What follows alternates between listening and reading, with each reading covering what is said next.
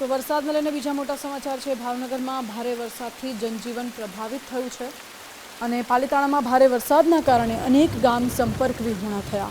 પાલિતાણા અને સિહોરને જોડતા 12 ગામનો સંપર્ક તૂટ્યો છે। રંડોળાથી સિહોરને જોડતા મુખ્ય માર્ગ પરનો પુલ તૂટ્યો। જ્યાં તંત્ર નથી પહોંચ્યું ત્યાં ગુજરાત ફર્સ્ટની ટીમ પહોંચી છે।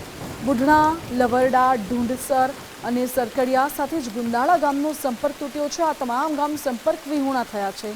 પાલિતાણાના અનેક ચેકડેમો, નદી નાળાઓ છલકાયા છે।